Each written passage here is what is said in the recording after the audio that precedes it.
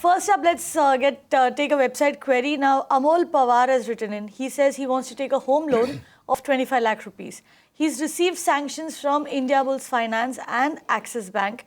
He also has an ETF sanction from PNB. Now, PNB has agreed to give him 100% loan on the agreement value at a fixed rate of 9.5%.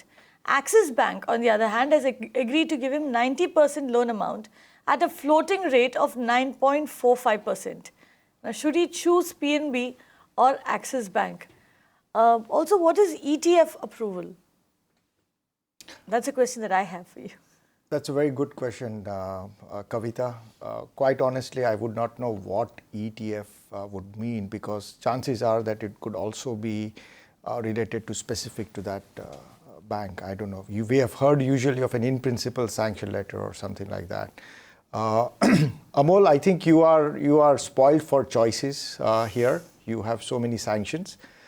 Quick 3 comments I would like to make on your query. One is, firstly, what is the loan amount you are looking at? Because, if you are looking at a higher loan amount, then again the choice is very clear. But the second aspect is, if you look at the macro environment today, you see interest rates largely on a southward trend compared to what we used to see a few years back.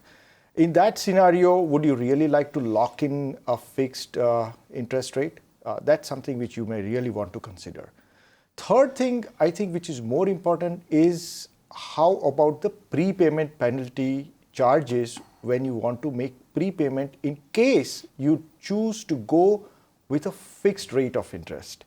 Because if you want to make a prepayment in a fixed rate scenario, chances are that there will be prepayment penalty. As against when you make a prepayment penalty in a floating interest rate, there are no prepayment penalties. So these are the top 3 things you may want to look at, Amol, before you finalize with whom you would like to go ahead and establish your relationship on the home loans part of it.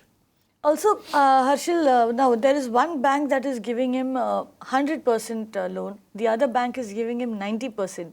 And in fact, it's quite a difficult choice over there, if you ask me, because the fixed and float, the guy who's giving him the 100% loan is also giving it at a fixed rate. The floating rate is the guy who's giving him the 90% loan. So shouldn't the loan amount also be one of the factors that he should consider before going in for it? Yes, absolutely, Kavita. That's true. That's why the first thing I commented is, what is the amount you are looking at? What is the amount Amol is looking at? And basis which, he can decide.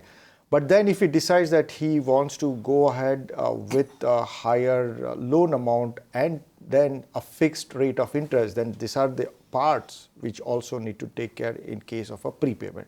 Because usually we have seen in case of home loans, cutting across the industry, people start, have a tendency to start prepaying at least after 4 or 5 years, and this is where this fixed rate comes into the picture.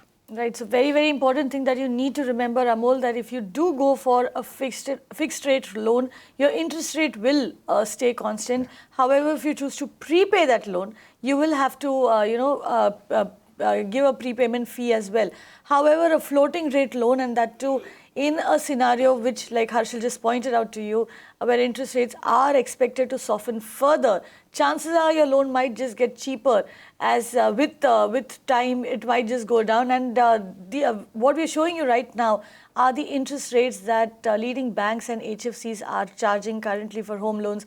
And you can see what you're getting is more or less a market average, though there are a couple of banks or HFCs who are giving an interest rate that is lower than what is currently being offered to you.